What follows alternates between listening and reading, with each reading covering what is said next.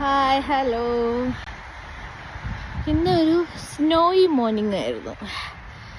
രാവിലെ എണീച്ച് windows open ചെയ്ത് നോക്കിയപ്പോൾ ചുറ്റുമുള്ള റെഡ് ബ്രിക്ക് ഹൗസസ് എല്ലാം റെഡ് ഹൗസിൻ്റെ മറ്റേ ടോപ്പിലെല്ലാം വൈറ്റ് കളറായിരുന്നു.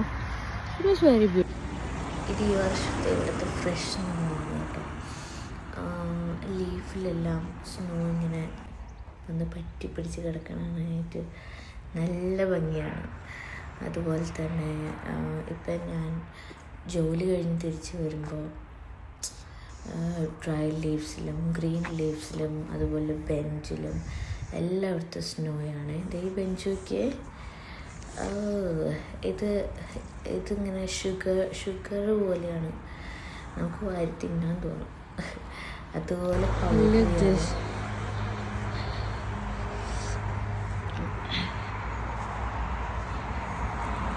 ഞാനിപ്പം ജോലി കഴിഞ്ഞ് മഞ്ഞ് പുതച്ച വഴിയിൽ കൂടി ഇങ്ങനെ നടന്ന് പോയിക്കൊണ്ടിരിക്കുകയാണ്. ഈ ക്രിസ്മസ് ട്രീസ് എല്ലാം ഇത് കണ്ട, ഇതിലൊക്കെ സ്നോയാണ്.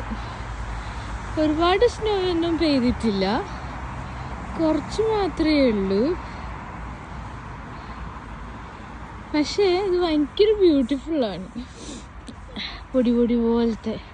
ഇനിയിപ്പോൾ ഈ കുറച്ച് നേരം കഴിയുമ്പോഴത്തേക്കും ഈ വൈറ്റ് പൗഡറി ആയിട്ടുള്ള സ്നോ എല്ലാം, ലാസ്റ്റ് ടൈം സ്നോ ഉണ്ടായിരുന്ന സമയത്ത് ഈസൊക്കെ ആണെങ്കിൽ ചുമയും പനിയൊക്കെ ആയിട്ട് നമുക്ക് സ്നോയിൽ ഇറക്കാനൊന്നും പറ്റിയിട്ടുണ്ടായിരുന്നില്ല.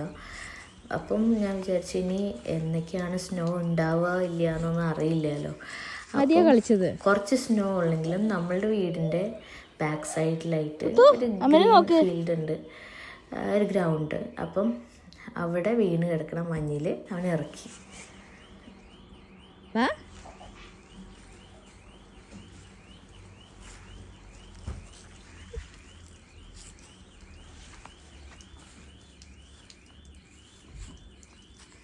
മതിയാ കളിച്ചത്?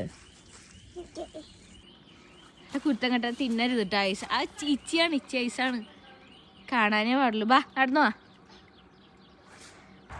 അങ്ങനെ ഇനി അടുത്ത മഞ്ഞ് പെയ്യേണ്ടത് എപ്പോഴാണെന്ന് അറിയില്ല. ഇതിലും ബ്യൂട്ടിഫുൾ ആയിരിക്കുമോ വ്യൂസ് എന്നറിയില്ല. പക്ഷെ അതിന് വേണ്ടിയിട്ട് എക്സൈറ്റഡ് ആയിട്ട് ഞാനും വെയിറ്റ് ചെയ്തിരിക്കുകയാണ്.